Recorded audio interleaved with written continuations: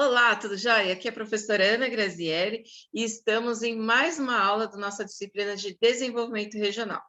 Nas aulas anteriores, a gente falou um pouco sobre a questão dos conceitos, né, que estão envolvidos ali na definição de desenvolvimento regional, alguns elementos fundamentais para entender como o desenvolvimento regional se processa, entender que ele ocorre primeiro numa esfera da localidade, depois ele passa a ser desenvolvimento regional e depois passa a ser desenvolvimento nacional. E tratamos um pouco também, exemplificamos algumas das ações que podem ser observadas nesse sentido.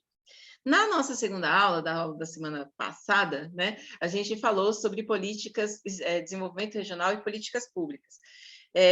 Que a política pública é o instrumento para se fazer o desenvolvimento regional em uma determinada localidade, uma determinada região. É através das políticas públicas que são colocadas em funcionamento, que todas as partes interessadas, elas vão ali se juntando e fazendo com que a instituição, ou melhor, o objetivo do desenvolvimento regional ocorra. E nessa aula, a gente vai falar sobre a relação entre Estado e desenvolvimento regional. Política pública é apenas um exemplo dessa relação. Existem outros dispositivos que podem ser utilizados, e aí a gente conseguir também fazer com que a região adquira contornos diferentes, as pessoas tenham uma qualidade de vida diferenciada, tá certo? Então é sobre isso que a gente vai falar na nossa aula de hoje.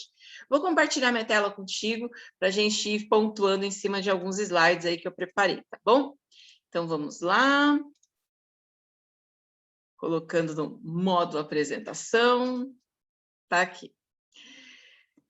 Então, eu acho que o primeiro ponto que a gente pode tocar é que não tem jeito. Todas as soluções que se relacionam ao desenvolvimento regional, elas estão necessariamente passando pelo Estado. E por que elas passam pelo Estado? Porque é o Estado o idealizador e implementador de políticas públicas. Então, todas as políticas, seja de educação, de saúde, de infraestrutura, todas elas passam ali pelo Estado e também pelas diferentes instâncias de governos, tá certo?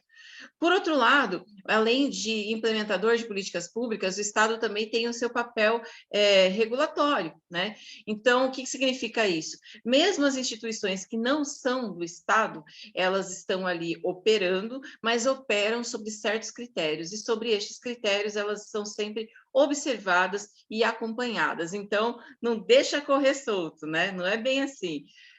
Então, tem aí um papel muito importante, que é esse papel regulador, papel fiscalizador que o Estado tem. E tudo isso acontece por quê? Porque a responsabilidade por garantir os direitos sociais dos indivíduos está justamente na mão do Estado. Essa responsabilidade é do Estado.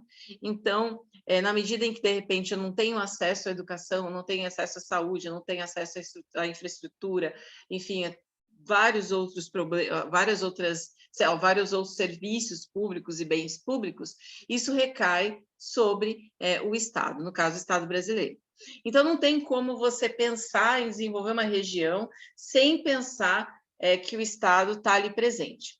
A gente falou na última aula que foi um questionamento que eu deixei, né? Ah, mas será que tudo tem que ser financiado pelo Estado? Tem aí pensadores das mais diferentes correntes. Tem aqueles que pensam que sim, deve ser financiado pelo Estado, e tem aqueles que não pensam que não deve ser financiado pelo Estado. E essa é uma discussão que eu deixo para você pensar a forma com a qual você vai se posicionar. Mas uma coisa eu acho que é importante a gente falar, que é o seguinte: de fato, o papel do Estado ele vem reduzindo, vem diminuindo ao longo do tempo no mundo, né? Isso não é um fenômeno brasileiro, tá certo? E aí, como que a gente consegue caracterizar isso? Inicialmente, a gente tem um entendimento, ou tinha um entendimento, de que os estados eles deviam prover todos os serviços públicos para a sociedade, né?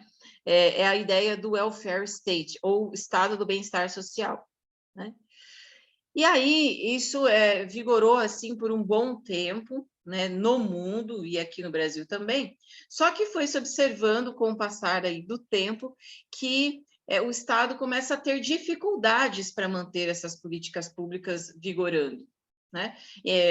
Digamos assim, ser responsável por todas as políticas públicas acontecendo ali. E essas dificuldades, elas são expressas através de alguns indicadores, né? Então, um desses indicadores é a queda nas arrecadações, né? Então, na medida em que a arrecadação cai, a receita que o Estado tem disponível para fazer as políticas públicas acontecerem, ela também diminui, né? E aqui a gente está falando mesmo de queda de arrecadação, a gente não está falando... Existem outras situações aí, por exemplo, as situações ligadas à corrupção, que subtraem valores ali do Estado, que também contribuem para isso. Mas a queda de arrecadação é um fator marcante na história do mundo, né? E muitas vezes a queda de arrecadação ela é causada por quê? Ela é causada pelo baixo crescimento econômico do país, né?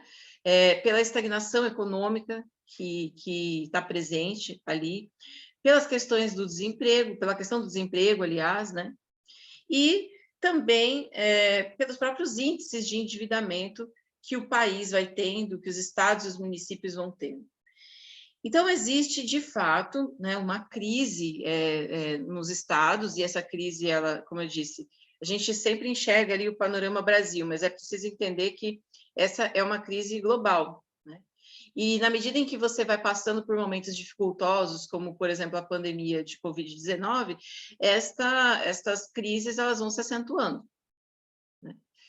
Então, de fato, o papel do Estado ele vem reduzindo ao longo do tempo, por conta até das condições nas quais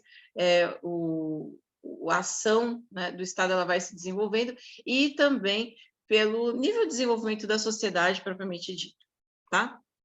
Então, este é um fato, né?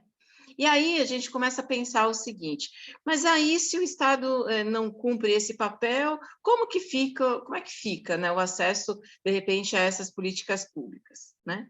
E aí a gente traz, então, a questão que nos é hoje colocada como contexto, né? E essa questão ela tem dois pontos-chave. O primeiro deles é que, aí sim, trazendo para o contexto do Brasil, os municípios vêm recebendo cada vez mais autonomia e responsabilidades, né? E isso vem acontecendo desde 1988, desde a nova Constituição. Tá certo que ali, quando você começa a pensar, por exemplo, em autonomia dos municípios, né? Na Constituição de 1937 a gente já tem alguma coisinha ali aparecendo, mas a partir de 1988 isso fica mais evidente.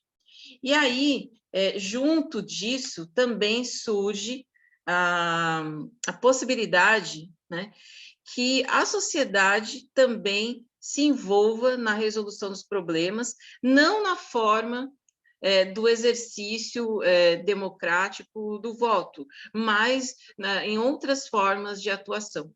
E essas outras formas de atuação que são entendidas como o que é chamado de terceiro setor, né? Então, a gente vai entender aí que o primeiro setor é o setor público, né, o setor representado pelo Estado, o segundo setor é aquele representado pelas organizações privadas, mas com finalidades lucrativas, então aí existe a figura do mercado, né? E o terceiro setor, que é composto por organizações que não são nem públicas e nem organizações privadas voltadas para a lucratividade, mas que têm essa outra caracterização, né, de prestação de serviços públicos de alguma forma. Bom, eu vou falar um pouquinho mais de terceiro setor na próxima parte da nossa aula, então, por favor, não deixe de assistir, tá? Até mais!